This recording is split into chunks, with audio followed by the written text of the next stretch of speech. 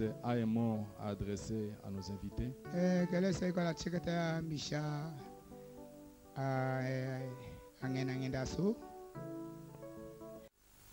Mot de circonstance de l'Aigle Tabernacle à son pasteur, qui est le révérend pasteur André Osaka. Nous, l'Aigle Tabernacle de Lodj, nous remercions notre pasteur.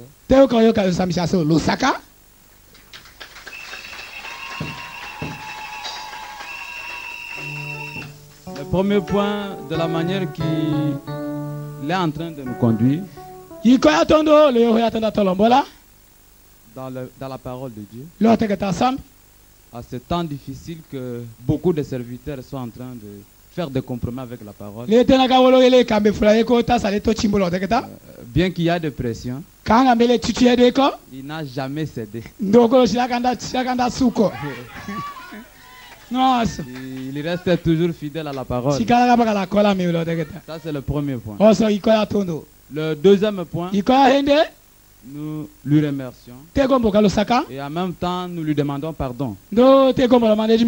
Parce que d'une manière ou d'une autre, on pouvait, par nos comportements, l'indigner. Par nos comportements, on pouvait marquer quelque chose qui ne pouvait pas qu'il soit content. Alors, de tout ce que nous avons été auprès de lui comme une occasion de chute, nous lui demandons pardon à cela. Nous n'avons aucune chose que nous pouvons lui remettre. Parce que si nous lui donnons l'argent aujourd'hui, ou même si on lui payait un beau habit, ça va se déchirer. Il va utiliser l'argent. La seule chose que nous pouvons lui remettre, c'est de prier pour lui. Que le Seigneur le bénisse. En symbole de tout ce qu'il est envers nous, nous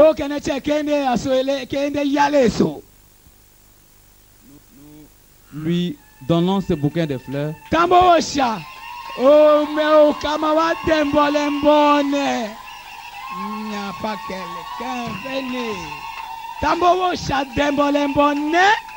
Qui est le symbole de notre amour envers lui. Que le Seigneur vous bénisse.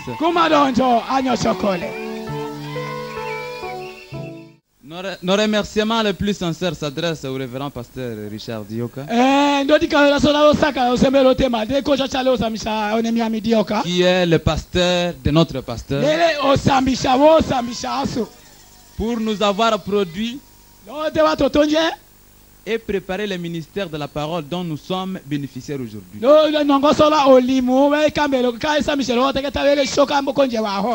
Nous partageons avec vous la joie pour votre fils dans le ministère. Comme le dit un passage, un fils sage fait la joie de son père. Que le Seigneur vous bénisse. Sincèrement, les mots me manquent pour attendre la surprise que nous assistons ce matin. Je sais que Frère Branham me dit que mieux vaut donner aussi une fleur à quelqu'un pendant qu'il vit. Parfois, ça peut l'encourager à faire quelque chose de bien encore. Oui, avant d'appeler le pasteur, j'aimerais dire ceci. Que Frère Branham dit quelque part que quand j'arriverai au ciel, quand on me donnera une couronne, je ne la porterai pas. Je prendrai cette couronne, je donnerai à la sœur Meda. Parce que c'est grâce à Meda que j'ai pu réussir mon ministère. Meda a été à mes côtés comme une aide. Et il se tenait entre Dieu et entre les enfants de Dieu et moi. Si j'ai réussi, c'est parce qu'il y a quelqu'un qui m'a aidé. Et moi personnellement, en rapport avec le ministère, même si j'ai une femme, mais ce n'est pas parce que je suis marié que je peux faire quelque chose de bon. Mais c'est parce qu'il y a un homme qui a taillé un caractère. Un homme qui a façonné, qui a donné des conseils. Amen. Je ne voulais pas revenir depuis un certain temps. Je vais aller en Europe. Je suis allé demander conseil. Il dit, retourne. Retourne. L'église, il dit, pasteur, bon, supporte la souffrance. Planter la parole, tu seras satisfait. Et aujourd'hui, voir ne fût-ce qu'une fleur, attendre des paroles douces au milieu de beaucoup de déceptions qu'on pouvait croiser, beaucoup d'injures, de désobéissance. C'est voir ça, je dois être sincère. J'inviterai mon pasteur pour qu'il vienne et que je lui donne cette fleur. Merci, merci Jésus-Christ, merci, merci Seigneur. Merci, merci Jésus de tout cœur. Alléluia, merci, merci. Merci Seigneur, merci, merci. L'agneau de Dieu, merci, merci Jésus de tout cœur. Te louons, te louons.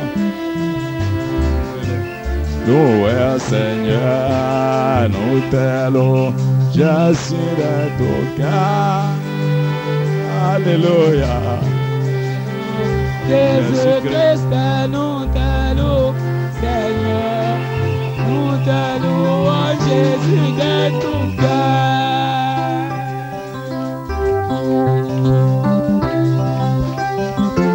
Dieu m'a donné un pasteur plein d'une vie d'humilité. Quand il voulait venir, il dit, je connaissais l'esprit de mon pasteur. Si vous faites des tapages, un autre jour vous l'appellerez, il ne viendra jamais. Il est entré clandestinement. Amen. Il a passé presque une semaine. Un jour, on a connu difficulté.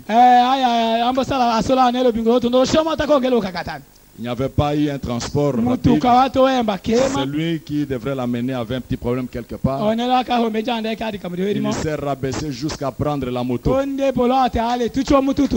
Et il est entré jusqu'ici en moto. Amen. Si vous voulez connaître quelqu'un, arrivez chez lui. Si vous voulez connaître la grandeur de quelqu'un, arrivez chez lui. Dieu l'a élevé, Dieu l'a béni. Tous ceux qui voient à Kinshasa connaissent la grandeur ou la dimension de Shekinah Tabernacle. Amen. Les diffusions ou les œuvres qu'il fait.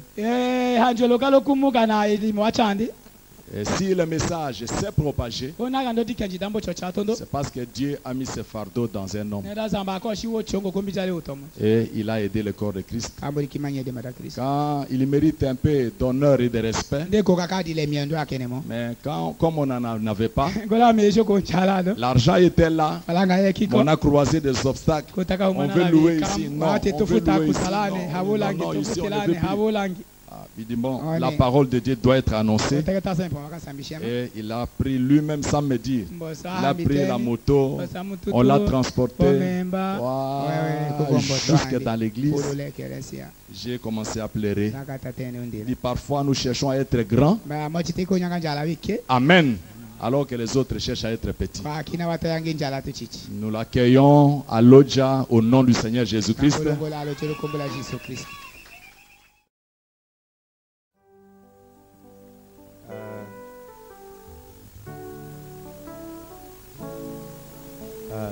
J'aimerais premièrement, comme nous sommes arrivés à la fin de la convention,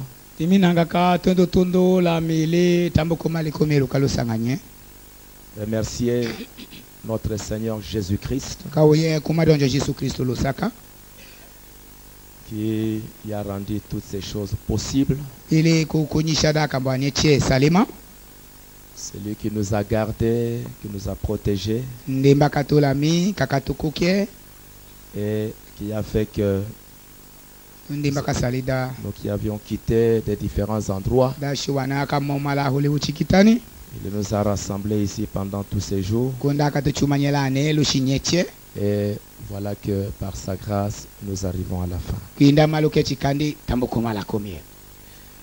J'aimerais remercier le pasteur André, lui qui a organisé cette convention avec son église et qui nous a invités les uns pour la première fois pour que nous puissions être là. Que le Seigneur les bénisse richement. J'aimerais aussi remercier nos autorités comme ils sont là. Et moi-même, j'aimerais d'abord aller aussi les saluer.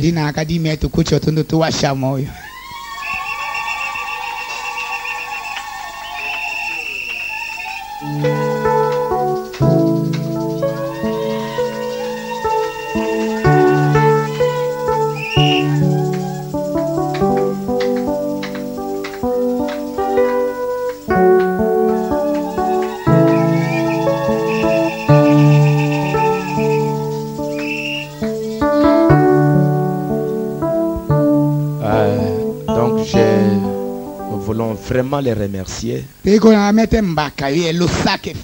Comme le pasteur André l'a dit, et que Dieu nous a donné sur la terre des hommes pour pouvoir nous garder et nous protéger.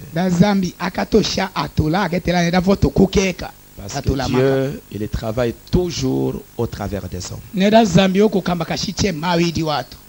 nous a donné ces hommes et c'est pourquoi ils sont là. Et nous les remercions et continuellement nous prions pour notre pays. Et comme il l'a dit, notre pays a besoin d'un changement de mentalité.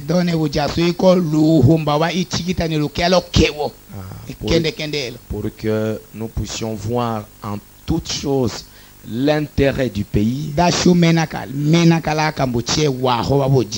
l'intérêt des autres. Et ça ne peut être possible que s'il y a l'amour au milieu de nous. Et nous les chrétiens, nous devons être un modèle pour ça. Et en priant pour eux, le Seigneur va les assister pour qu'ils puissent accomplir leur travail. Ainsi que le Seigneur les bénisse, leur famille, le travail qu'ils sont en train de faire, et qu'ils bénissent tout notre pays. J'aimerais aussi remercier, comme on a à la fin, tous les ministres de Dieu qui sont venus pour ces réunions, et que le Seigneur puisse vous bénir très très richement. Qu'il bénisse vos ministères, que ça prospère, et que vos ministères prospèrent spirituellement, matériellement, financièrement. Tout ce que le Seigneur peut faire pour vous, que le Seigneur puisse le faire. Et si nous aurons encore des temps de nous rencontrer, c'est le Seigneur qui va pourvoir. Mais Dieu, il est toujours là, il sera toujours avec vous. Et qu'il vous bénisse richement. Qu'il bénisse, je remercie l'Assemblée Aigle Tabernacle qui nous a reçus. Pour tout ce que vous aviez fait pour nous. Vous aviez préparé pour nous. Vous nous aviez logés. Vous nous avez gardés. Vous aviez fait beaucoup pour nous. Je crois que le Seigneur va vous récompenser pour le travail que vous avez fait pour nous. Tous ces ministres sont venus. Ils ont été nourris. Et je crois que si ils étaient venus même avec 60 kilos, il y en a qui vont rentrer avec 62. Il y en a qui vont rentrer avec 65. Parce que vous nous avez très bien nourris. Ainsi que le Seigneur bénisse Aigle Tabernacle. Et qu'il bénisse aussi toutes les autres églises de Lodja. Que le Seigneur vous bénisse très richement. Toutes les églises qui sont là représentées. Merci. Et que le Seigneur vous bénisse. Vous nous aviez montré beaucoup d'amour. Et nous apprécions cela. Ok, nous allons maintenant nous tenir debout pour quelques paroles.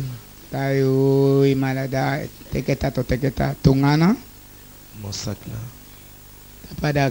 Nous allons ouvrir nos Bibles dans Exode au chapitre 21. La Bible est sur le Itumbi, le chapitre à Kumahindi l'autoy.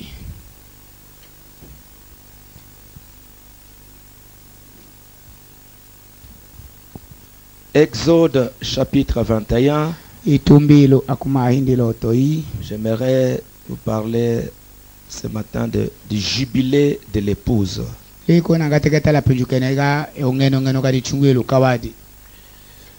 Voici les lois que tu leur présenteras. Si tu achètes un esclave hébreu, il servira 6 années, mais la 7e année, il sortira libre, sans rien payer. S'il est entré seul, il sortira seul. S'il avait une femme, sa femme sortira avec lui. Si c'est son maître qui lui a donné une femme et qu'il en ait eu des fils ou des filles, la femme et ses enfants seront à son maître et il sortira seul.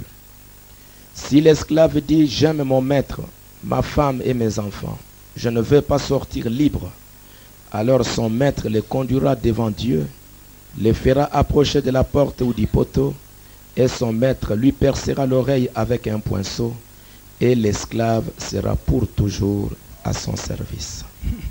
Nous allons lire dans Lévitique chapitre 25, verset 8.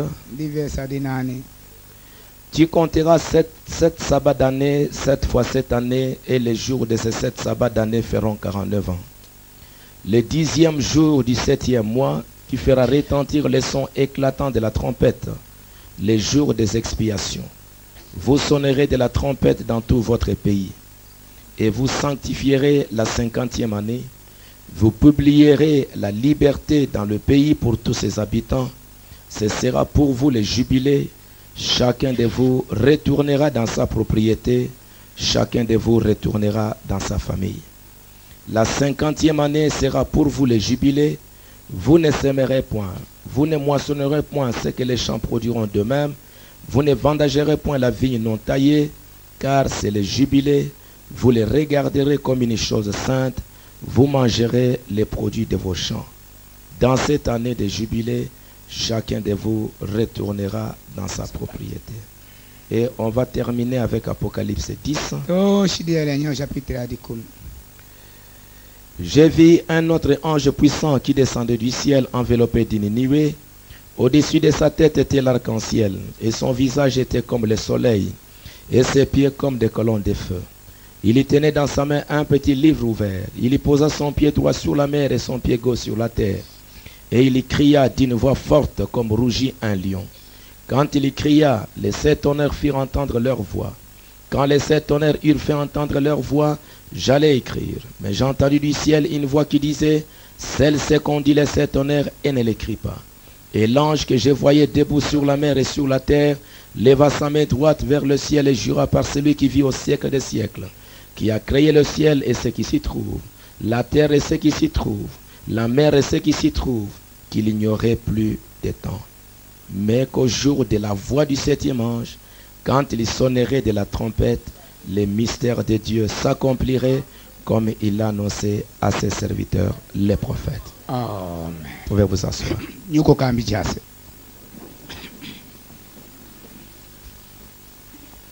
Et on va juste parler un peu et puis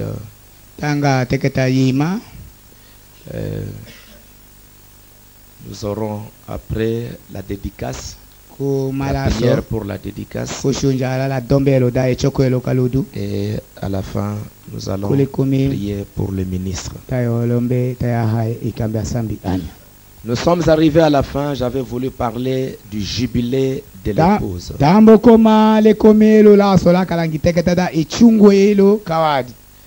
Frère Branham a prêché plusieurs fois où la Bible nous parle du jubilé.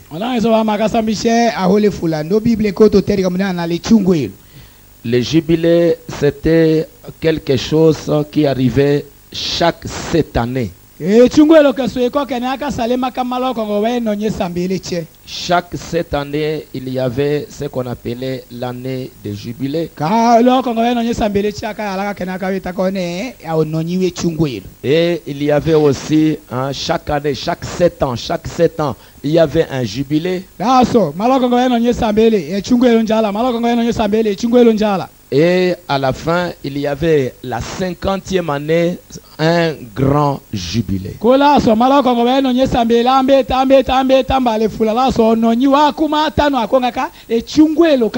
Et c'était la loi de Dieu.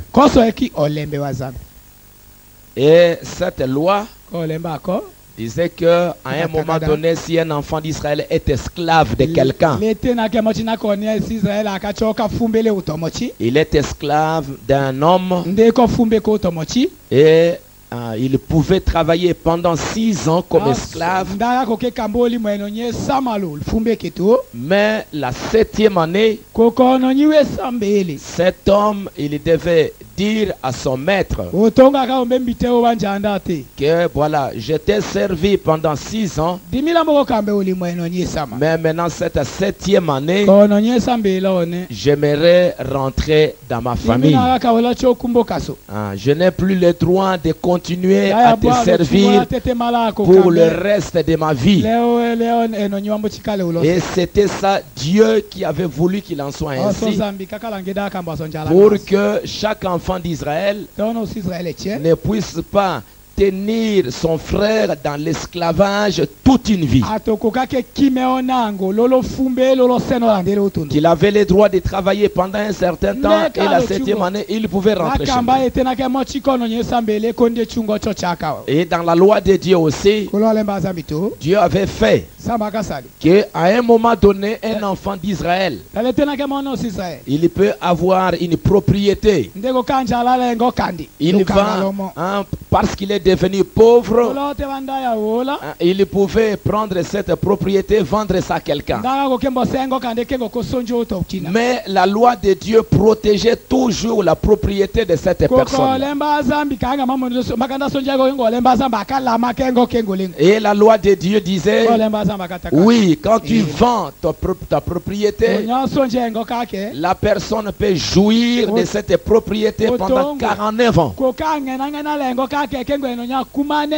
Quand on arrive à la 50e année, cet homme-là, ou les membres de sa famille, ont le droit de réclamer de nouveau cette propriété. Cette propriété doit retourner à son propriétaire originel. C'était Dieu qui était en train de protéger et les droits des individus et les droits de propriété. Et c'était ça que ça devait se faire comme ça. Et la 7e année, aucun homme, s'il a des esclaves, il a le droit de garder encore l'esclave après cette année. Aucun enfant d'Israël n'avait le droit de garder la propriété de quelqu'un après 50 ans. Mais nous voyons la Bible qui dit, la 7e année, si tu as été esclave, tu as le droit maintenant de venir dire à ton maître, mon maître, voilà, j'ai travaillé pour toi pendant 6 ans. Maintenant, tu as entendu la trompette à sonner. Parce que la 7e année, il y avait une grande trompette qui sonnait dans toute la ville. Et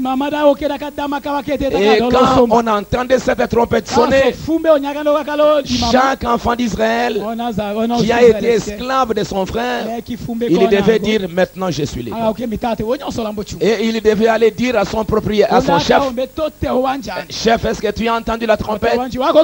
Maintenant c'est fini. Je ne suis plus esclave. Maintenant je dois rentrer dans ma famille. Mais si l'esclave, il va dire à son maître, mon maître, je trouve vraiment que pendant toutes ces années, tu m'as bien nourri, tu m'as donné une femme, j'ai eu des enfants, tu m'as donné ceci, tu m'as donné ça. Je trouve que ça ne sert à rien pour moi de pouvoir rentrer dans ma famille. Je trouve que je dois rester avec toi jusqu'à la fin de ma vie. Le maître va lui dire, est-ce que tu n'as pas entendu la trompette? Oui, mais j'ai entendu la trompette. Mais je trouve que les privilèges que je suis en train de jouir ici sont très grands. Je ne vois pas qu'est-ce que je vais gagner en rentrant chez moi. Je dois rester avec toi. Lui, il va dire, bon, ok, allons chez les sacrificateurs. Et chez les sacrificateurs, l'homme va dire, j'ai entendu la trompette, j'ai servi cet homme pendant 6 ans. La 7e année, je n'aimerais pas rentrer libre, j'aimerais rester esclave.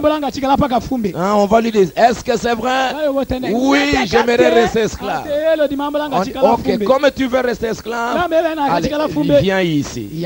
On va prendre un poinceau, on va percer l'oreille, on perce les 2 oreilles avec un grand trou pour dire que comme toi tu as entendu, tu n'as pas voulu te libérer, tu resteras esclave pour le reste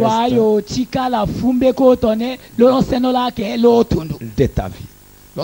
Alors là, même l'autre 7e année qui viendra, même si la trompette sonne encore, vous ne pouvez plus partir. Même s'il y a encore une 7e année, tu ne peux plus partir. Parce que tu as refusé ton droit, tes privilèges que Dieu t'a donné, cette grâce que Dieu t'avait donnée pour pouvoir être libre. Et nous, en tant qu'hommes, nous tous, nous sommes devenus esclaves du péché. Nous avons été vendus au péché. Nous avons été vendus au diable. Et pendant un certain temps, le diable domine sur nous. Il nous pousse à la haine. Il nous pousse à la jalousie. Il nous pousse à beaucoup de choses qui ne sont pas correctes.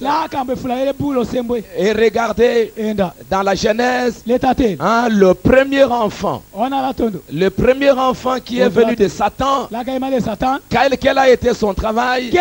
C'était de manifester la haine, la colère contre son frère. Il a cherché à le tuer malgré que Dieu lui avait dit de ne pas le faire. Nous avons été esclaves du péché, esclaves du mal. Mais quand Dieu envoie sa parole, Quand Dieu envoie son évangile, c'est le temps pour vous et pour moi de pouvoir dire à Satan, Satan, hein, tu as entendu la parole, tu as entendu l'évangile, tu as entendu le son de la trompette. À partir d'aujourd'hui, toi Satan, tu ne peux plus dominer sur moi. Dieu ne veut pas que quelqu'un d'autre domine sur son prochain. Dieu veut que lui-même puisse dominer sur ses enfants. Il n'y a que Satan qui cherchera à dominer sur quelqu'un d'autre. Et voilà qu'il a cherché à dominer sur nous. Il va te pousser à faire ceci. Il va te pousser à faire ça. Mais toi, Dieu te donne le droit, quand tu entends la parole, pour dire à Satan, Satan, à partir d'aujourd'hui, tu me pousses à faire ça, tu me pousses à faire ça, tu me pousses à faire ça. Aujourd'hui, au nom de Jésus-Christ, je réclame, je suis libre. Et quand Satan entend que toi-même tu les dis et tu le veux, Satan te laissera. Et Dieu le fait à chaque moment et à chaque temps. C'est pourquoi les prophètes disent ceci dans l'année de jubilé. L'année de jubilé, paragraphe 50. Frère Madame dit, maintenant, l'année de grâce est-elle celle qui arrivait dans l'intervalle de plusieurs années? L'année de grâce, c'est l'année appelée dans les écrits anciens l'année de jubilé. Tous les 7 ans, il y avait une année de jubilé. Tous les 7 ans, il laissait la terre se reposer. Alors, maintenant, chaque fois qu'il y avait un esclave qui avait été vendu, un Hébreu, un homme qui avait vendu ses enfants comme esclaves. Alors qu'est-ce qui arrivait? Hein? La fille est devenue esclave. Hein? On vendait les hommes et les femmes. Alors qu'est-ce qui arrivait? Après tous les 7 ans, c'était la loi de Dieu qui les a eu une année de jubilé. Et lorsque cette année de jubilé arrivait, le sacrificateur parcourait la ville, sonnant de la trompette. Chaque esclave qui avait été acheté pour un prix, qui était devenu serviteur, jouissait du privilège d'être libéré et de retourner chez lui, de rentrer auprès de ses bien-aimés. Il était racheté par la grâce. Il n'était fait rien payer. C'était un acte de Dieu. Oh, quelle belle illustration. Aujourd'hui, des hommes et des femmes dans notre pays et partout ailleurs, ils se sont complètement vendus au péché, à la boisson, au jeu. Ils font des choses qu'ils ne devraient pas faire. Alors maintenant, si vous pouvez les remarquer, cette année de jubilé se répète encore. Chaque fois qu'il y a un réveil qui frappe le pays, quand Dieu fait quelque chose, il envoie sa parole, il envoie l'évangile, il y a les sons de la trompette qui sonnent. Dieu, il veut libérer ses enfants. Chaque fois qu'il y a un réveil qui vient, chaque fois qu'il y a l'évangile qui vient, Dieu, il veut libérer ses enfants. Il veut libérer son peuple. Frère Banama continue, paragraphe 73. On pouvait prendre un homme là-bas.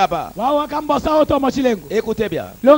On pouvait trouver un homme qui était en train de sarcler. À la houe, il était en train de sarcler les champs de maïs. Le maître passant par là, les fouettait. Dépêche-toi. L'esclave, il était là en train de travailler. Le maître dit, allez, passe ici. Allez, va là-bas. Allez, quitte ici. Va là-bas. Va là-bas. L'esclave, il dit, oui, patron. Oui, chef. Allez là-bas. Si tu ne le fais pas, je vais te chasser. Si tu ne veux pas, je veux faire ceci. Et l'homme est lié par la peur. Il est tellement lié par la peur que tout ce que le maître lui dit, il est obligé de le faire. Il est obligé parce que c'est un esclave. Je vais te fouetter. Et il devait obéir. Mais quand cette trompette l'a sonné, cet homme-là avait le droit de jeter la houe par terre et de pouvoir dire c'est fini avec la houe. C'est fini. Et il était désormais interdit à ces chefs de corvée, à ces surveillants d'esclaves, de toucher encore l'esclave. Parce que comme la trompette a sonné, comme c'est la 7e année, c'est fini. C'est fini l'esclavage. C'est fini l'oppression. Maintenant, je suis un homme libre. Pourquoi? Parce qu'il avait entendu la bonne nouvelle. Les jubilés étaient en cours. L'expiation était faite.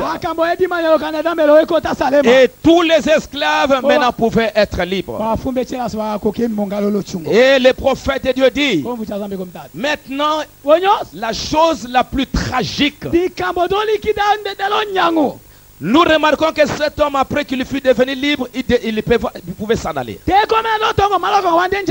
Il pouvait retourner chez lui.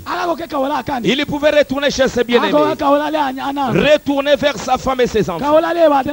Mais voici, si cet homme ne veut pas retourner,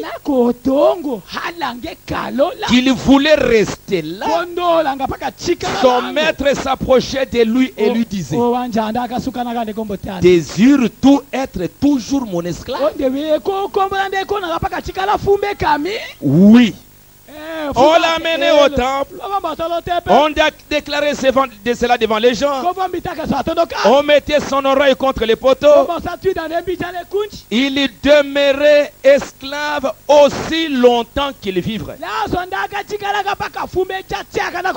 Il devait continuer à servir ses maîtres d'esclaves aussi longtemps qu'il vivrait. S'il avait rejeté volontairement cet appel et cette occasion d'être libre. Et le son de la trompette représente la parole de Dieu. C'est pourquoi la Bible dit que quand vous écoutez la parole, l'évangile, n'endurcissez pas votre cœur. Dites que c'est le jour de grâce pour moi. Dieu m'a envoyé la parole et la parole est venue pour me libérer, pour m'affranchir, pour faire de moi un croyant libre, un croyant affranchi, un croyant qui n'a que de maître que le Seigneur Jésus-Christ.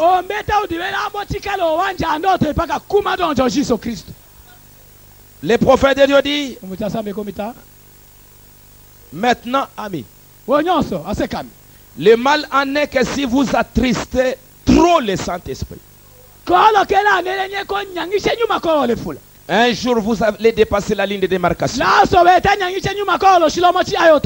jour, vous allez en arriver au point où il n'y a plus de repentance. Un jour, vous allez sceller dans le royaume des ténèbres. Et vous ne verrez plus jamais le Seigneur Jésus. Vous serez marqué définitivement et pour toujours. Il se pourrait qu'aujourd'hui, Dieu vous ait donné l'occasion de devenir un véritable croyant. Dieu vous a donné l'occasion de vous libérer. Mais si à partir de ce soir, vous avez rejeté le message de Dieu pour la dernière fois, vous serez marqué dans l'apostasie.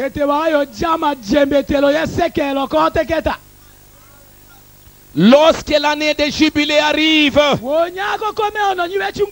paragraphe 85, le son de la trompette, qu'est-ce que Dieu fait quand le véritable évangile, aujourd'hui en ces temps de la fin, chacun de nous, il était quelque part dans un coin, Dieu va nous faire grâce, le son de la trompette va retentir, l'évangile, parce qu'aujourd'hui nous sommes dans le 7e âge de l'Église.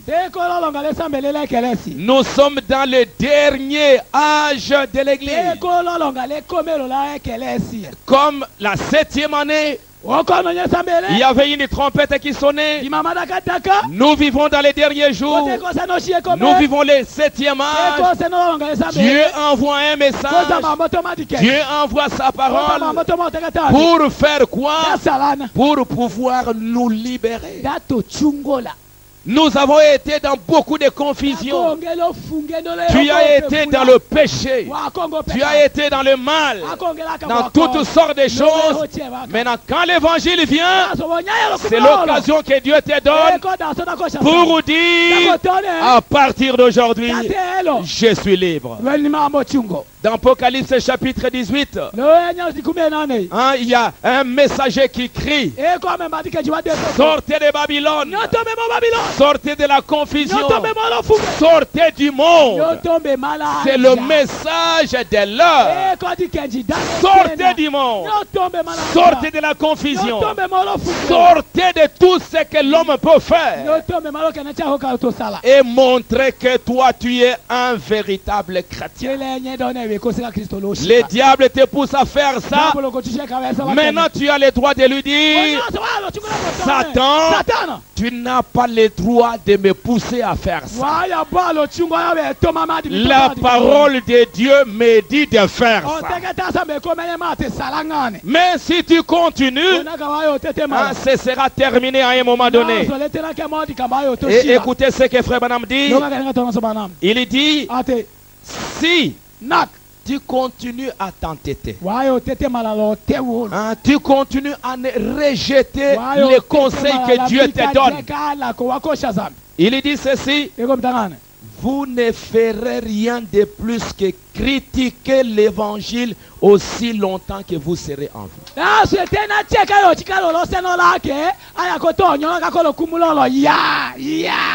Et vous allez mourir et être perdu pour toujours.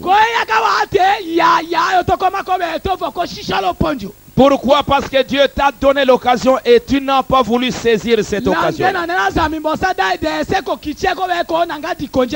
Et vous avez rejeté l'occasion que Dieu vous a donnée. Et pourquoi nous nous sommes réunis? Pourquoi nous nous sommes rassemblés? Le message du temps de la fin, qu'est-ce qu'il est venu faire? Le prophète de Dieu va nous montrer. C'est ce qui est arrivé aujourd'hui dans les églises. C'est ce qui se passe aujourd'hui dans les églises. Pourquoi Dieu a envoyé la parole? Pourquoi Dieu a envoyé ce message? Ce message est venu pour pouvoir unir le peuple de Dieu sous l'autorité de Jésus-Christ lui-même. unir son église, unir son peuple sous l'autorité de la parole de Dieu. C'est ça ce qu'est venu faire le message. Mais quand le message vient, ça trouve parmi les églises toutes sortes de choses qui se passent. Quand le prophète est venu, il a trouvé les pentecôtistes. Et quand il a trouvé les pentecôtistes, il dit, le message est venu pour libérer son peuple, libérer les pentecôtistes, libérer les chrétiens, pour vous unir, pour qu'ensemble vous puissiez former un seul corps et aller dans l'enlèvement.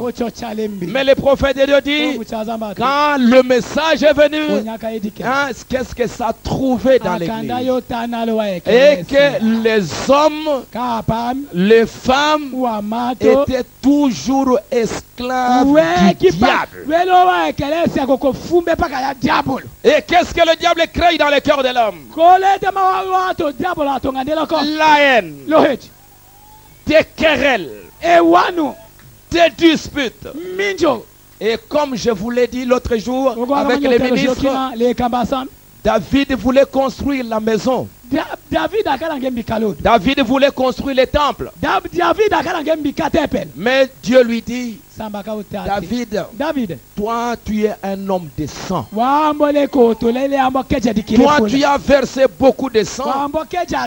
Toi je ne peux pas te permettre de construire une maison là où les gens peuvent venir à toi.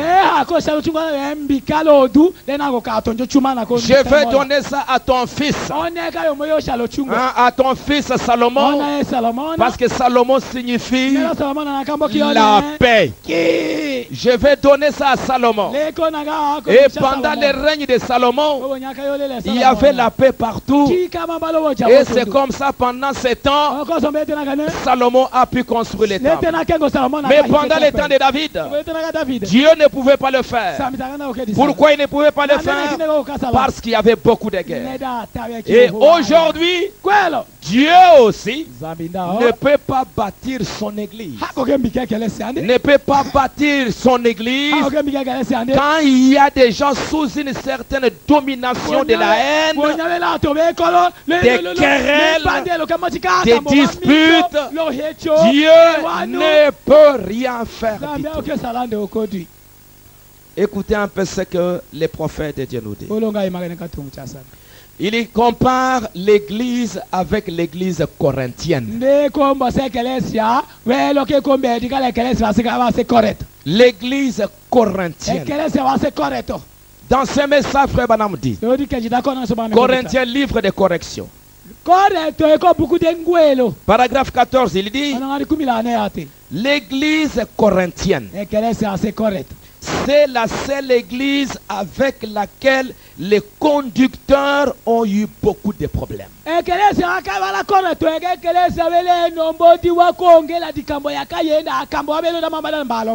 L'église de Corinthe. Si vous lisez la Bible, dans le Nouveau Testament, il y a les Galates, il y a les Romains, il y a les Éphésiens, il y a les Thessaloniciens. Mais vous allez voir, Paul a écrit 2 fois des livres à l'église corinthienne.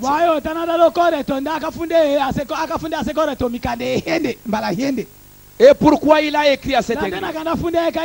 C'est une des églises qui a posé beaucoup de problèmes. Lorsque Paul allait chez eux, l'un avait un parler en langue, l'autre avait un cantique, l'autre avait une émotion. Et Paul avait toujours du mal à maintenir ses Corinthiens dans l'ordre. Et si nous remarquons bien, Paul ne pouvait pas enseigner des choses profondes aux Corinthiens. Écoutez pourquoi.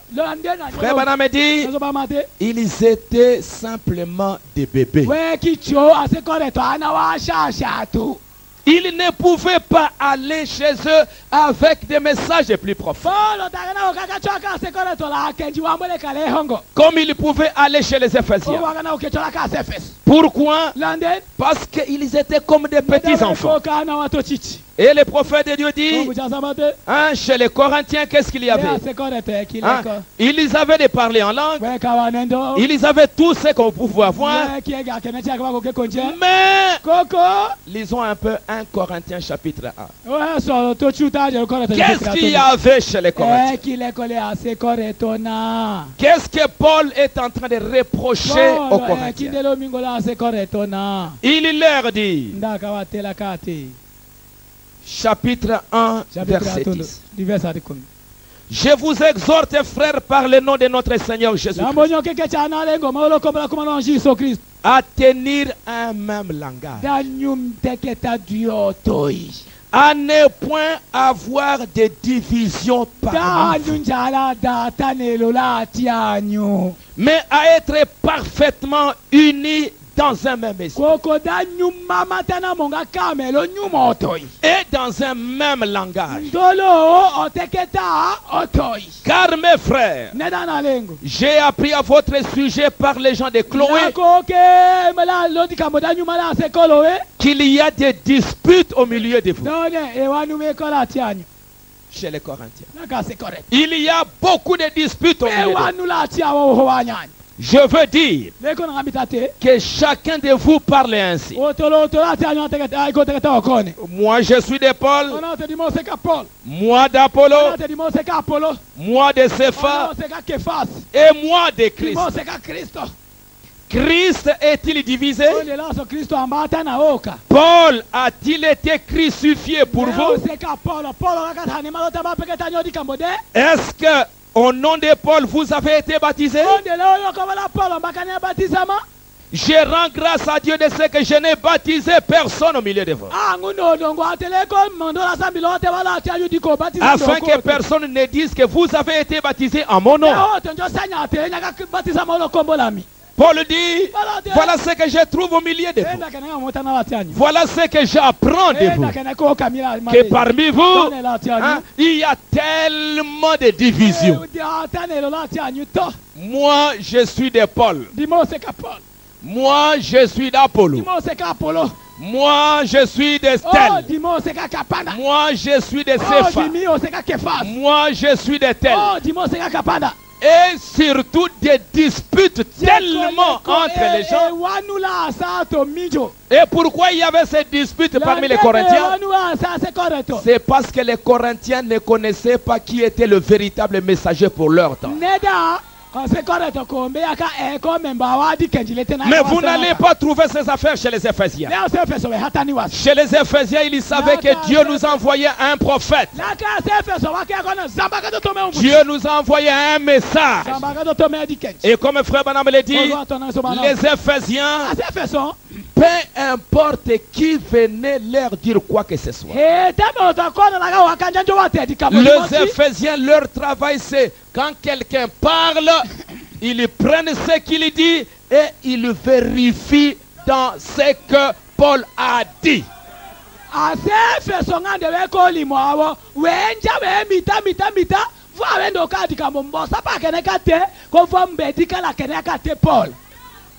Peu importe que tu sois un grand docteur, que tu sois n'importe qui, pour les Éphésiens, ils savaient qu'il y a un absolu.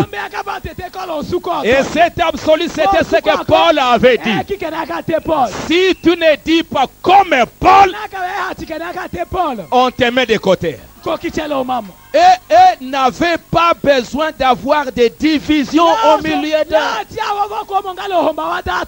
Et vous voyez parmi eux, ils ont tellement élevé des chefs, des chefs, des chefs.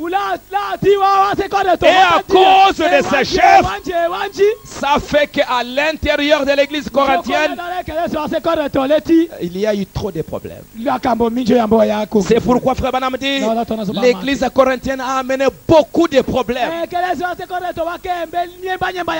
Dans 1 Corinthiens chapitre 3, frère Paul dit, Pour moi, frère, ce n'est pas comme à des hommes spirituels que je puis vous parler. Mais comme à des hommes charnels. Comme à des enfants. Pas comme des adultes. Vous les Corinthiens, je ne vous parle pas comme des hommes adultes. Je trouve que vous êtes comme des hommes charnels, comme des enfants en Christ. Je vous ai donné du lait et non de la nourriture solide. Et pourquoi? En effet, parce qu'il y a parmi vous de la jalousie, des disputes. N'êtes-vous pas charnel? Ne marchez-vous pas selon l'homme? Quand l'un dit, moi je suis de Paul, un autre d'Apollo, et ainsi de suite. Paul voulait montrer par là que l'homme veut toujours dominer sur quelqu'un d'autre. Mais quand vous écoutez la parole de l'évangile, quand vous écoutez le message, il n'y a que la parole de Dieu qui doit dominer sur vous. Ils étaient comme des enfants. Et vous savez, un enfant, il est là, il cherche des querelles pour rien. Un enfant peut être assis là, il cherche un peu à bouger un peu. Il voit son frère, il lui donne un coup et il s'enfuit. Ah, papa, celui-là m'a fait ceci, celui-là m'a fait ça, celui-là m'a fait ça, celui-là m'a fait ça. Ça, c'est l'enfantillage.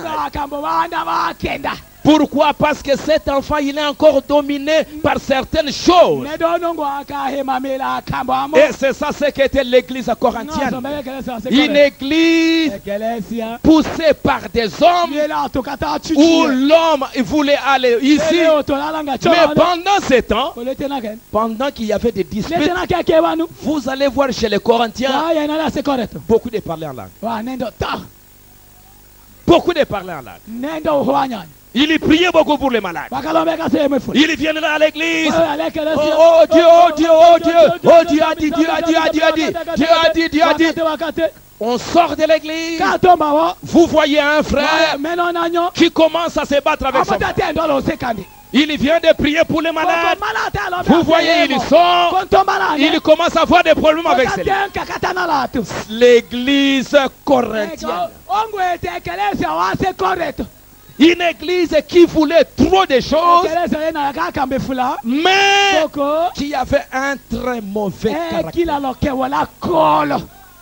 Et Paul dit, en cette église, vous êtes encore charnel. Vous êtes encore charnel. Parce que, mes amis, le message des derniers jours, ce n'est plus encore pour se référer aux petits bébés.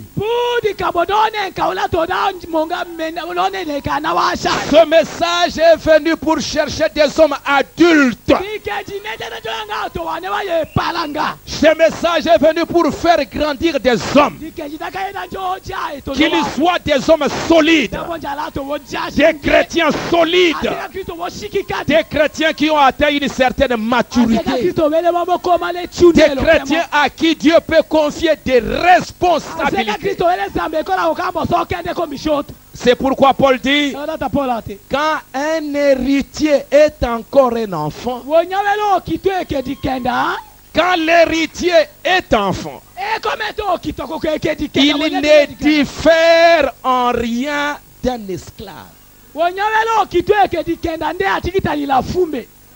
Il ne diffère en rien d'un esclave. Même si Un papa peut être là. Il a beaucoup de biens.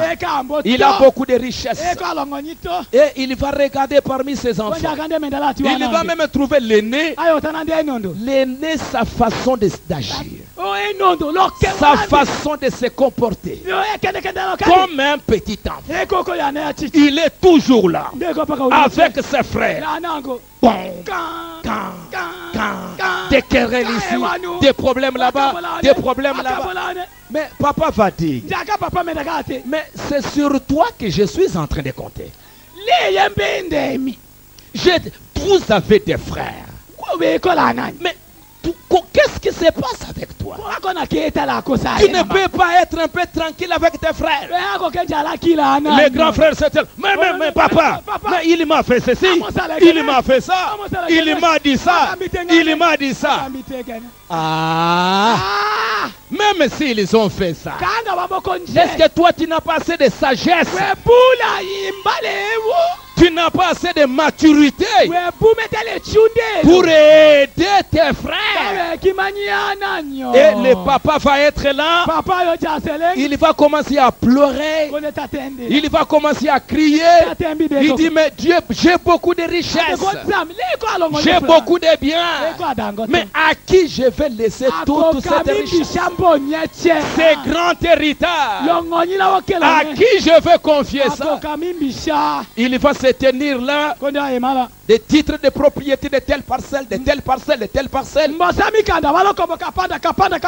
Vous savez, à Kinshasa, j'ai un grand monsieur. C'est monsieur Kindwelo.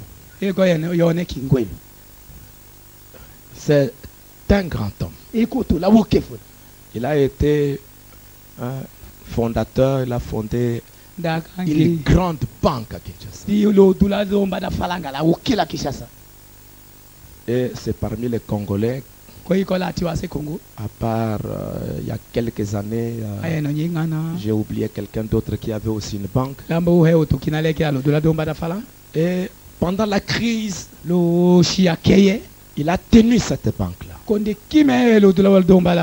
J'étais de temps en temps en contact avec lui parce qu'il venait de temps en temps me demander, pasteur, est-ce que tu ne peux pas me donner des hommes pour être à la caisse. Et je lui donnais des frères. Et il y en a qui travaillent encore jusqu'aujourd'hui. À un moment donné, je suis allé.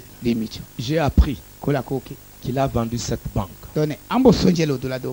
Alors, je lui dis, président, mais qu'est-ce qui se passe? Il dit, pasteur, c'est pénible. J'ai beaucoup de biens. Mais à qui laisser? À qui donner? J'ai déjà plus de 70 ans. Comme je ne vois personne à qui confier. Et pour ne pas laisser tous ces gens dans l'incertitude, j'ai préféré vendre cette banque pour donner à moi une assurance à tous ces hommes qui travaillent. Au lieu que je continue à me battre, et je vais mourir, et je vais laisser tous ces gens dans une confusion. Quoi? Chercher quelqu'un qui peut hériter, qui peut diriger, qui peut conduire, quelqu'un qui est un homme sage. Peu importe les problèmes qui sont dans la famille, il est capable de réunir, donner, parler, pour qu'ils comprennent que nous avons un héritage. Nous avons quelque chose. Mais chez les Corinthiens, une grande église, mais vous les trouvez là-bas, Moi d'Apollo. Moi de Cépha. Moi de celui-là. Moi de celui-là. C'est comme si chez les Corinthiens, il y en avait aussi qui voulaient chercher à baptiser au nom de Paul. Est-ce que moi j'ai baptisé quelqu'un? Est-ce que vous avez été baptisé à mon nom? C'est comme si il y avait même des gens qui voulaient faire de Paul un Dieu pour adorer. Paul dit non. Un héritier, s'il est encore un enfant, il est un esclave. Il ne peut pas hériter. Il faut qu'on entende un moment où il devient un adulte pour pouvoir lui confier la direction et la conduite des affaires. L'église corinthienne. Le prophète de Dieu continue. Lorsque vous avez un peuple auquel vous pouvez enseigner des choses profondes,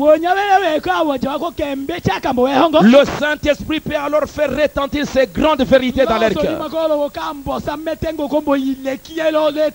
Maintenant, nous pouvons prendre la communion. Nous pouvons être baptisés. Nous pouvons venir à l'église. Et tout cela, mais à la fin, vous pouvez aussi être perdus. Ces Corinthiens, ils fondaient leurs espérances éternelles sur une quelconque sensation. Et il faisait toutes ces choses. Et frère Branham et Paul va comparer les Corinthiens aux enfants d'Israël dans le désert. Regardez les enfants d'Israël dans le désert. Ils ont eu Moïse. Ils ont eu la manne. Ils ont eu l'eau du rocher. Ils ont vu des grands miracles. Moïse était avec eux. Mais tous ces enfants d'Israël qui ont été avec Moïse, qui ont marché avec Moïse, qui ont mangé la manne, tous, ils sont morts dans le désert. De tous ceux qui sont sortis, il n'y en a que 2 qui sont entrés. Et regardez, Dieu, Moïse les amène même dans l'héritage. Moïse les amène même dans le pays où Dieu avait promis de les amener. Ils arrivent là-bas. C'était les conducteurs. C'était les chefs des tribus. Ils arrivent dans le pays. Moïse leur dit, ces pays-là, c'est le but pour lequel vous êtes sortis l'Égypte. Entrez dans les pays. Même s'il y a des ennemis, vous allez vaincre. Vous allez posséder les pays. Ils entrent dans le pays. Ils regardent les pays. Ils trouvent quelques difficultés. Alors vous les voyez là. Ils commencent à dire, non, Moïse nous a trompés. Moïse a fait ceci. Moïse a fait ça. Nous sommes incapables de rentrer. Et lisez la Bible. Ils ont dit, choisissons un chef. Nommons un chef et retournons. Ils se sont querellés, ils se sont disputés, mais parmi eux, il y avait 2 qui ont dit, même si c'est difficile, même si c'est combat, même s'il y a des ennemis, mais Dieu nous a donné ce pays, c'est notre héritage, nous allons entrer là-dedans. Il n'y en avait que 2. Et Paul va comparer l'église corinthienne à cette église-là dans le désert, malgré tout ce que Moïse a fait. Lisez un peu dans Exode chapitre 17.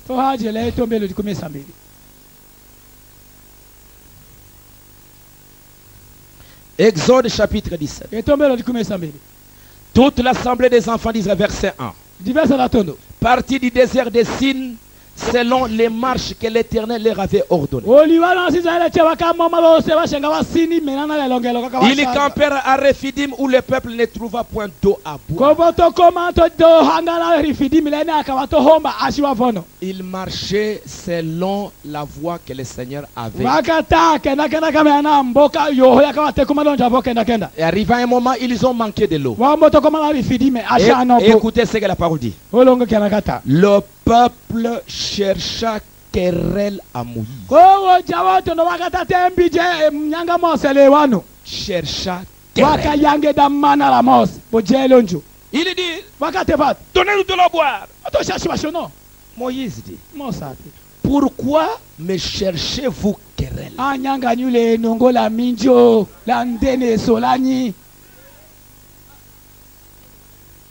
Même un prophète, des querelles entre eux, il trouve un problème. Où est l'eau? Mais tu nous as envoyés ici. Pourquoi? Tellement de querelles. Moïse va prendre une femme. Dieu lui dit, va prendre cette femme. C'est Myriam qui vient. Oh, Moïse, pourquoi là-bas? Pourquoi là-bas? Est-ce que toi tu crois qu'il n'y a que toi qui es là-bas? Aaron aussi. Il vient aussi. Est-ce que toi tu penses?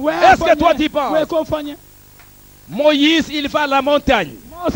Il reste avec Aaron. 40 jours plus tard, il dit, Aaron, où est Moïse?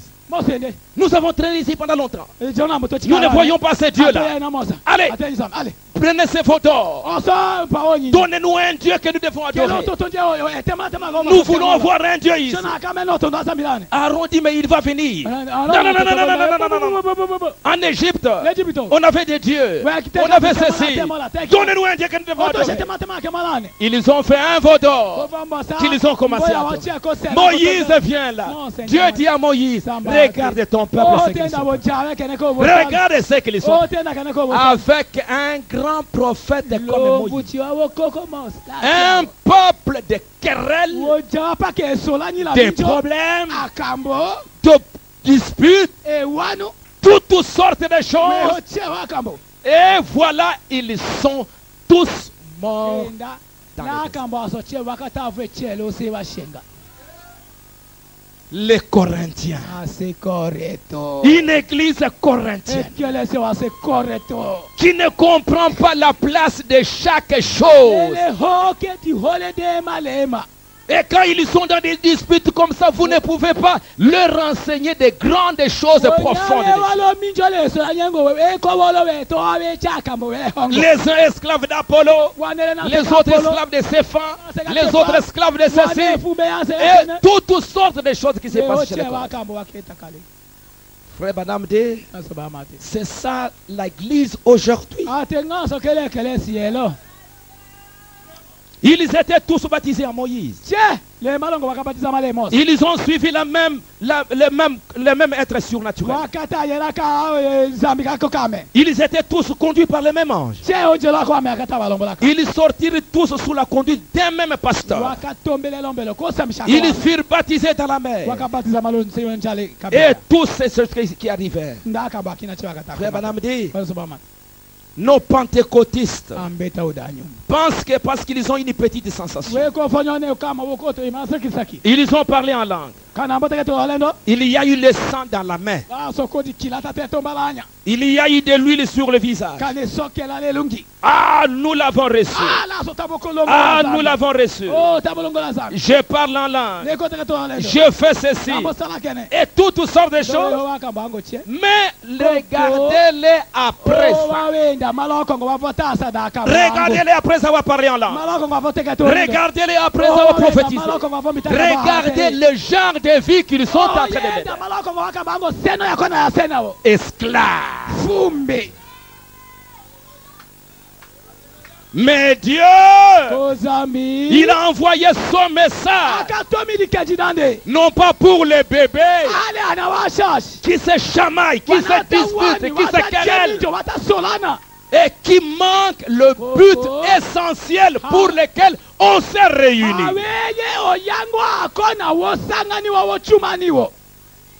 Un pays quand il y a trop de guerres, et surtout quand les conducteurs se disputent, c'est difficile. Que ça soit une société, que ça soit n'importe quoi. Quand il y a des disputes, c'est difficile, ça n'avancera jamais. Chacun tient un langage comme ça. Chacun tient un langage comme ça. On ne se supporte pas. On ne sait pas s'accepter. Mais comment ça? Vous savez, j'ai assisté à des conférences. Vous allez trouver chez les Blancs quelqu'un, il vient là avec son expérience. Il a expérimenté quelque chose, il a découvert. Il se tient là devant de grands hommes,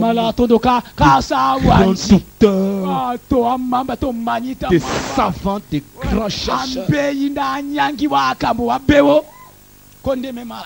Il l'écoute. J'ai fait ceci, j'ai expérimenté ça, j'ai trouvé ça, j'ai découvert telle formule. Même si ces savants qui sont là, ils peuvent voir une erreur ou quelque chose dans ce que le monsieur est en train de dire. Il ne va pas dire non, arrête. Arrête. Ils vont laisser le monsieur faire son exposé. Ils vont laisser le monsieur parler. Et à la fin, quand si le monsieur dit bon, j'aimerais qu'on me pose des questions. Et la manière dont ils vont poser la question, ce n'est pas pour détruire tout ce qu'il a fait là.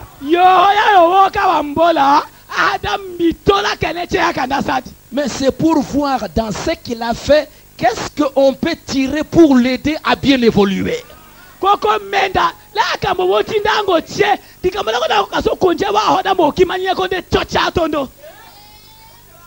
Mais si moi j'étais là, je vais tout détruire. Montrer qu'il ne faut rien. Mais Dieu ne peut pas bâtir comme ça.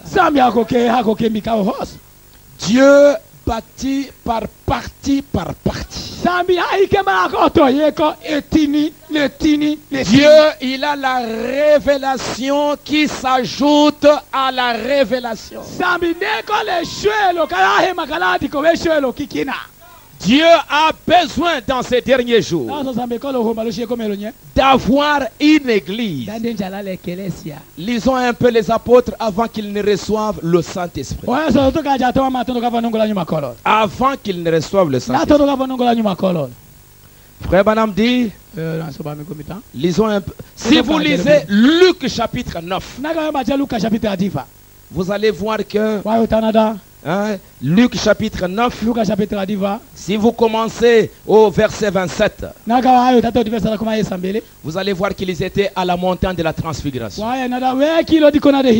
Ils ont vu le Seigneur. Ils ont vu ces grands événements. Quand ils descendent, ils ont trouvé un malade. Le lendemain, lorsqu'ils furent, voici qu'il y avait un malade au milieu d'eux. Ils ont essayé de prier pour les malades, ils ne sont pas parvenus. Ils n'ont pas guéri le malade. Ils ont au nom de Jésus, au nom de Jésus. Rien. Rien ne s'est passé. Et qu'est-ce qui s'est passé après? Ils pensaient leur vin.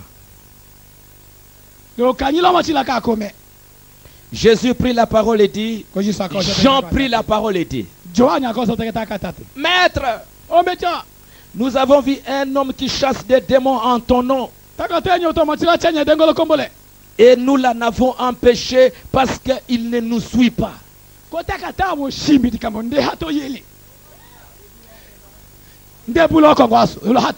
Il venait de voir un grand événement. Et après ça, ils ont prié pour les malades. Ça n'a pas marché. Et ils s'en vont là. Ils vont trouver dans un coin un frère qui était en train de prier pour les malades et qui réussissait dans ce qu'il était en train de faire. Et il voit là les frères. Ils étaient Pierre, Jean et quelques-uns. Frère, qu'est-ce que tu es en train de faire? Je suis en train de prier pour les malades. Qu'est-ce que tu es en train de faire? Mais je suis en train de prier. Qui t'a dit de faire ça? Qui t'a donné la commission? Qui t'a ordonné de faire ça? Allez, laisse!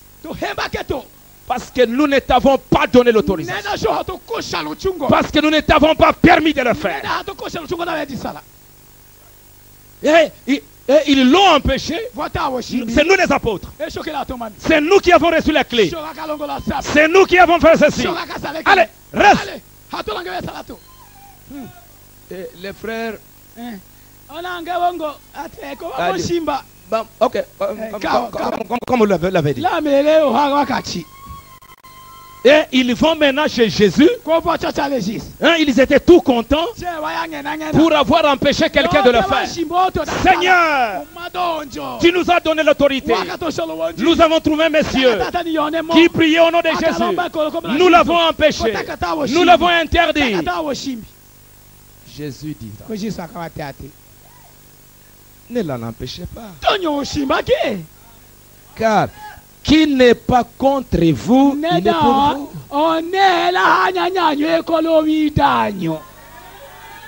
Pourquoi vous l'avez empêché? Pourquoi vous l'avez interdit? Après, ils pensaient leur vin à l'esprit pour savoir lequel d'entre eux était le plus grand.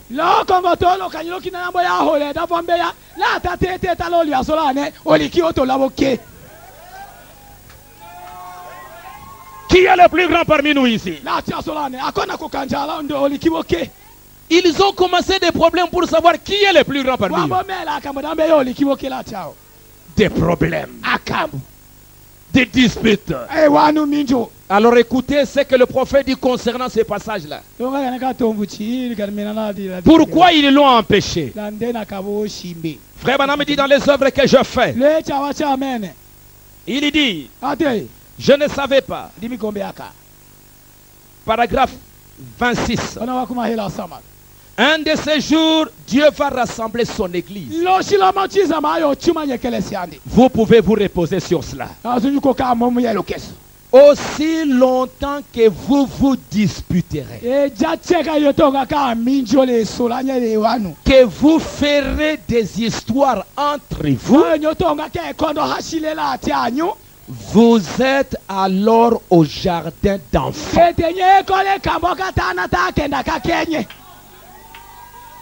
Tant qu'on se dispute, on se querelle, vous êtes dans les jardins. À côté de l'église, nous avons une petite école. L'école maternelle. Mais je peux m'asseoir là. Vous allez voir l'attitude des enfants.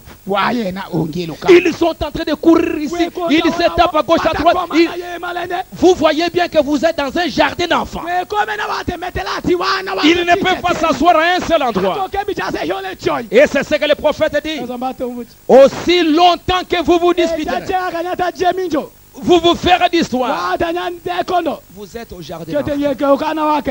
Dieu vous gardera là jusqu'à ce que vous serez instruits pour en sortir. Gloire au Seigneur. sortez pour vous hâter dans la parole de Dieu. Les disciples sont venus. Ils ont dit, nous avons vu un homme qui chasse des démons et nous l'en avons empêché. Branham dit, voilà votre dénomination qui commence de nouveau.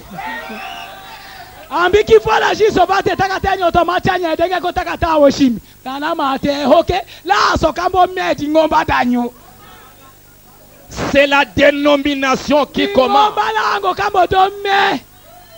Jésus a répondu, ne l'en empêchez pas.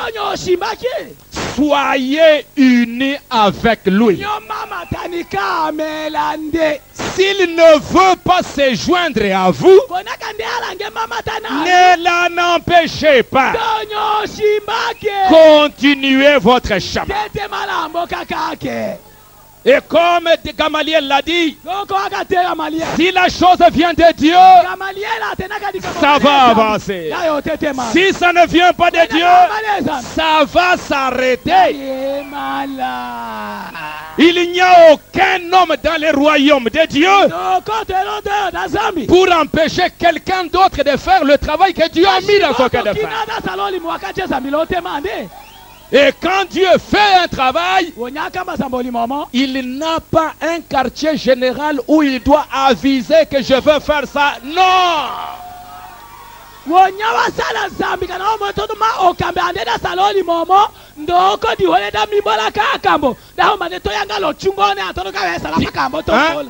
Pierre pouvait penser que non, si toi tu commences ici, Jésus devait m'aviser d'abord. Jésus devait m'informer. Qui es-tu? Qui es-tu? Pour que Dieu veut faire son travail là-bas, il doit m'informer. Qui es-tu? Dieu, il est souverain dans ce qu'il est en train de faire. S'il veut travailler avec celui-là, s'il veut travailler avec celui-là, il est un Dieu souverain. Et moi, je dois être assez adulte pour comprendre, pour chercher Dieu et savoir c'est Dieu qui veut faire son travail. Dans ces derniers jours, Dieu nous a envoyé un message. Et ce message est venu pour nous prendre et nous amener à une certaine maturité.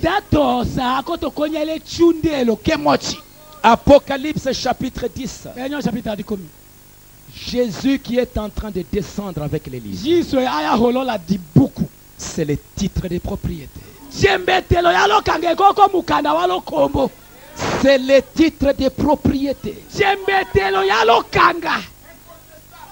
C'est un livre de responsabilité qu'il veut donner à ses enfants. Nous sommes arrivés à la fin. C'est l'âge de l'adoption. C'est l'âge où Dieu est en train de chercher des hommes responsables pour diriger le corps de Christ. Un homme qui peut garder son église sous l'autorité de la parole de Dieu. C'est ce que Dieu est en train de chercher aujourd'hui. Si tu as besoin d'un conseil, tu vas aller vers quelqu'un que tu trouves que, bon, lui, quand je vais aller, il peut me donner des conseils.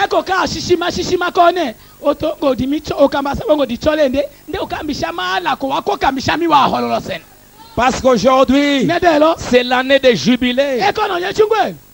Avec les livres qu'il est descendu, c'est le jubilé de l'épouse. C'est Dieu qui est en train de libérer ses enfants. C'est Dieu qui est en train de faire sortir l'église de l'enfantillage.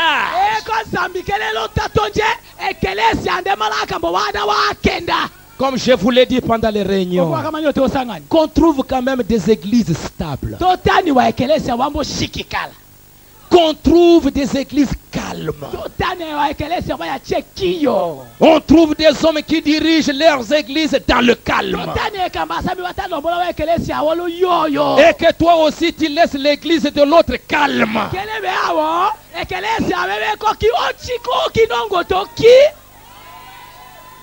Parce que comment, écoutez, comment nous arriverons à l'unité de la foi? Si moi je ne peux pas écouter quelqu'un d'autre, ne peut pas m'écouter. Ça n'arrivera jamais. Ça n'arrivera jamais. On n'est pas obligé de voir tout de la même manière.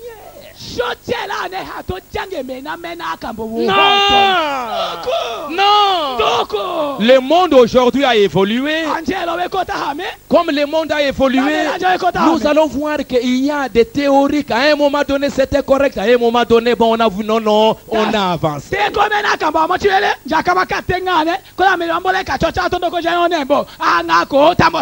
L'église arrivera dans l'unité quand on va se retrouver avec des frères. À la base, il y a l'amour. À la base, il y a le respect les uns envers les autres. À la base, il y a des gens qui peuvent s'écouter. Des gens qui reconnaissent qu'ici, le seul maître, c'est le Seigneur Jésus-Christ.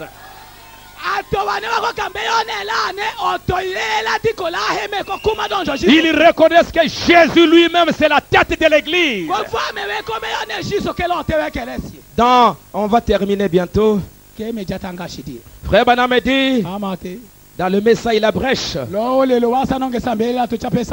il est en train de montrer qu'avec l'ouverture de cette sceau, nous entrons dans les jubilés. Frère Branham dit paragraphe 296. Quand j'ai regardé, quand l'agneau a pris les livres, écoutez-moi donc ce jubilé. En voyant cet agneau venir reprendre les livres de la rédemption, les âmes ont poussé des cris. Les anciens se sont prosternés. Ils ont répandu les prières des saints. Quel jubilé il y avait quand cet agneau quitte le lieu d'intercession pour venir prendre les livres. Ça s'est emparé aussi des gens. Vous parlez d'un jubilé, vous parlez d'un moment glorieux quand l'agneau s'est avancé. C'était un jubilé. Et pourquoi? Écoutez bien. Frère Branham dit non était écrit à l'intérieur du livre. Et ce livre était scellé. Les sceaux fermaient les livres. Et vous les croyants, vous étiez à l'intérieur du livre. Et quand l'agneau vient, il brise les sceaux. Écoutez, le premier sceau, c'est la bête. Le deuxième sceau, c'est la bête. Le troisième sceau, c'est la bête. Le quatrième sceau, c'est la bête. Et la bête, c'est Satan lui-même. On doit d'abord briser les sceaux, enlever l'autorité du diable pour que toi, tu sois libéré. Que toi tu sois affranchi. Les sceaux ont été ouverts. Et les sceaux, c'est Satan qui a été dévoilé. Quand Satan est dévoilé, je me sens maintenant libre. Je me sens maintenant affranchi. Il y avait la haine dans mon cœur. Mais quand la parole de Dieu vient, ça me libère. J'embrasse mon frère. Regardez, les cavaliers S'il vous plaît. Les cavaliers sur les chevaux rouges. Si vous lisez la Révélation, il avait une épée. C'est la Bible qui le dit. Il avait une épée pour amener les guerres. Amener les guerres. Pour que les hommes et les femmes puissent s'entretuer. Mais quand Jésus descend, il brise les sceaux. Il brise le diable. Toi qui étais en train d'emmener les gens à s'entretuer, je te brise. Je te dévoile. Et quand maintenant le diable est dévoilé, ce sont les croyants qui s'embrassent. Ce sont les croyants qui se mettent ensemble. Alléluia. Amen.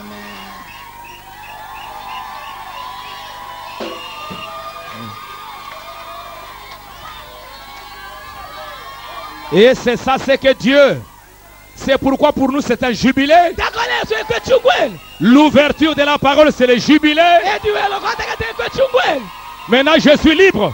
Je suis libre. Je suis affranchi.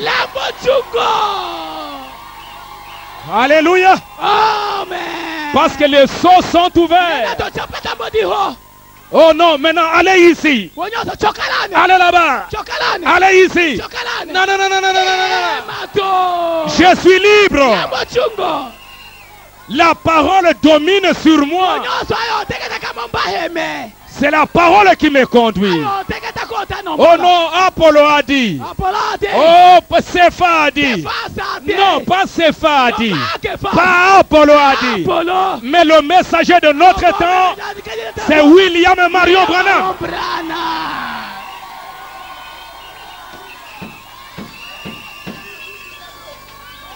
Non.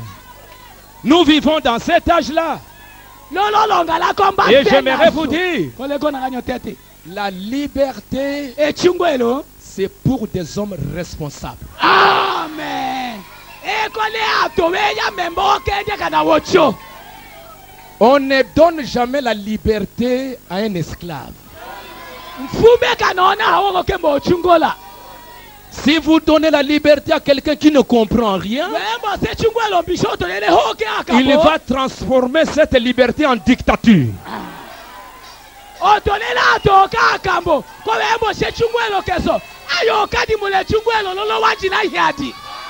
Alléluia. C'est pourquoi dans ces derniers jours, nous sommes dans l'âge des Éphésiens. Regardez, quand le temps de Moïse est fini, Josué et Caleb ont amené les gens dans le pays. Vous allez trouver qu'il n'y avait plus de guerre. Il n'y avait plus de guerre. Ils arrivent dans le pays. Le peuple dit: oh Josué. Hein? D'abord ça commence. Toi Josué. Attention. Hein? Toi les conducteurs. Lis ce que Moïse a dit. Répète ce que Moïse a dit. Ne t'éloigne ni à gauche ni à droite. Ce que la Bible dit, répète seulement ce que la Bible a dit. Ne va ni à gauche ni à droite. Quand Josué a entendu ça, vous allez lire au chapitre 2 ou bien au chapitre 1. Les gens sont venus devant Josué. Tant que tu seras, tu marcheras avec Moïse. Que le Dieu de Moïse soit avec toi. Alors nous t'obéirons. Quand tu nous répéteras ce que Moïse a dit, nous t'obéirons. Nous marcherons avec toi. Et lisez Vous n'allez plus trouver les peuples avec Josué.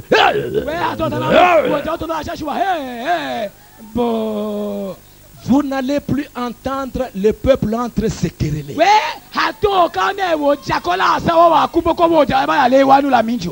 Ils sont arrivés dans l'héritage.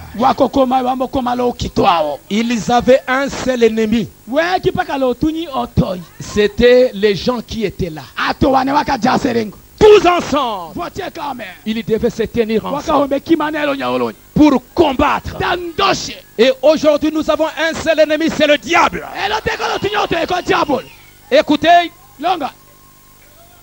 vous allez voir quand ils sont. Ça c'est le pays. Ça c'est le Jourdain. Ça c'est le Jourdain. Ça c'est le pays. Il y avait déjà une partie des gens. Quand ils sont venus, il y avait Manassé, tribu de Dan. Eux avaient déjà pris position ici. Hein, l'autre côté du territoire. Ils avaient déjà possédé avant même de traverser le Jourdain. Mais Dieu dit, même si vous avez déjà eu votre portion, dès que vous arrivez, laissez vos femmes, vos enfants, allez avec vos frères. Comme il y a beaucoup de combats ici, laissez vos enfants, unissez-vous avec vos frères pour combattre. Dès que tous vos frères auront possédé leur héritage, alors vous rentrerez.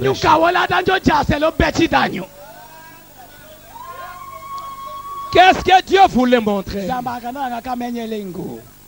Si quelqu'un d'autre, Dieu l'a béni, Dieu l'a aidé, il a atteint une certaine position, il doit prendre les autres, se tenir dans la main, aller combattre pour posséder l'héritage. Combattre. Vous lisez la Bible, vous allez trouver à un moment donné Siméon, il va dire à Judas, Judas, le combat est dur, viens m'aider, viens m'assister. Ils sont allés ensemble, ils ont combattu et Dieu leur a donné la possession. C'est ce que Dieu attendez-nous aujourd'hui. C'est le but de ce message. C'est l'âge de l'adoption. C'est l'âge de la responsabilité. C'est l'âge où nous devons combattre et pas les uns contre les autres. Mais combattre les diables pour que nous puissions posséder ensemble notre héritage. Dieu a besoin d'une église éphésienne. Pas les Corinthiens. Hein? Pas les Corinthiens. Une église éphésienne. Une église qui croit la parole. Une église qui a le sens de responsabilité. C'est pourquoi le Seigneur aujourd'hui, il a ouvert les sceaux. Le 7e sceau, la parole. Le diable est complètement dévoilé.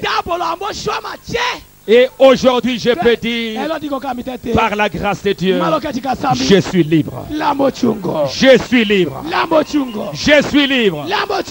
S'il y a un diable qui domine sur moi, je dis à Satan au nom de Jésus-Christ, je suis libre.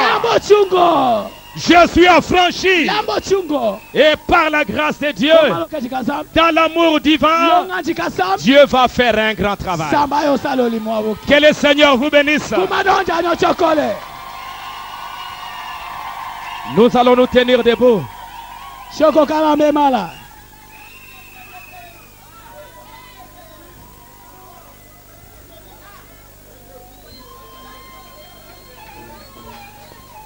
Oh.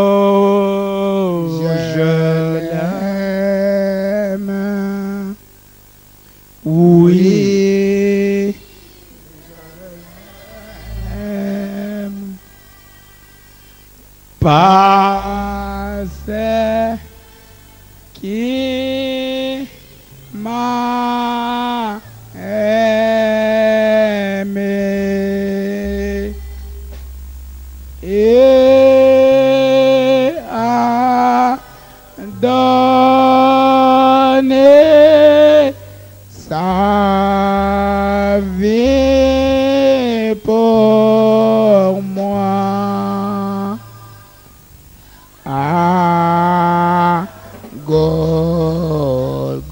Prions les seigneurs que chacun, Seigneur, accorde-moi la grâce. Seigneur, viens m'aider. Prions les seigneurs.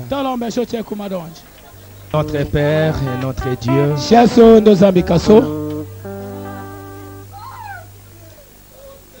nous vivons au temps de la fin.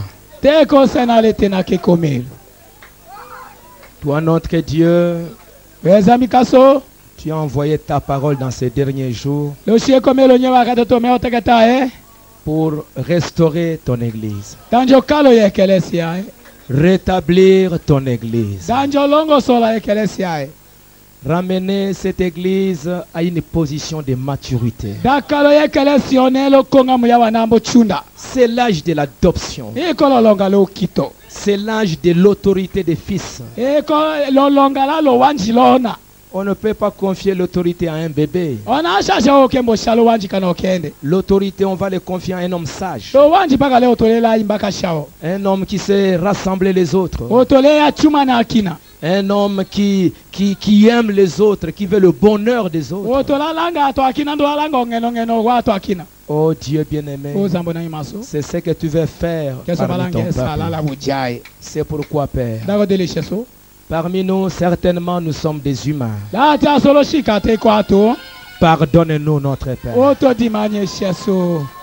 Tout ce qu'il y a eu au milieu de nous, des querelles, des disputes, nous avions peut-être oublié le but de ces messages. Comme Israël, dans le désert de disputes, de querelles, et ils sont tous morts. Les Corinthiens disputent, querellent, et ils ne sont jamais arrivés à l'adoption. C'est pourquoi, Père, encore une fois, viens nous aider. Viens nous assister. Nous avons tourné autour de cette montagne de querelles pendant 40 ans.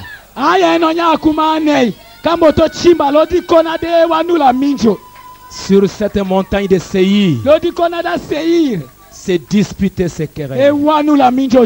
Mais laisse que maintenant, par ta grâce, que ton grand esprit prenne possession de chaque personne pour nous libérer de la haine, des querelles, des disputes, de la jalousie, remplir nos cœurs de l'amour divin, et que nous puissions dire à partir d'aujourd'hui, je suis libre. Que Jésus me conduise, que Jésus me dirige, que Jésus dirige mon église.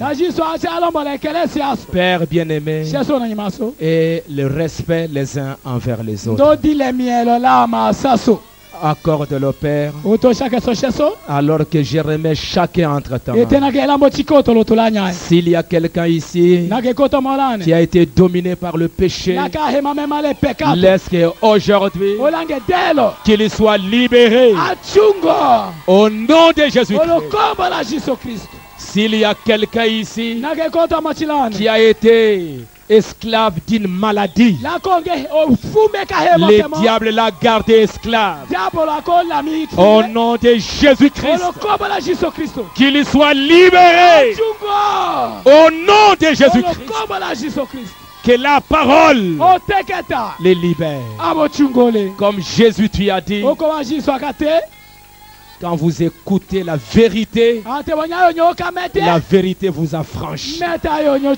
Et la vérité, c'est le message de l'heure. C'est pourquoi, Père, que ta grâce repose sur chacun de nous, sur tes serviteurs, sur nos dirigeants, dans notre pays. Que l'Esprit de Christ les conduise aussi, Seigneur. Père bien-aimé, que tout soit pour ta gloire. Au nom du Seigneur Jésus-Christ. Amen. Amen.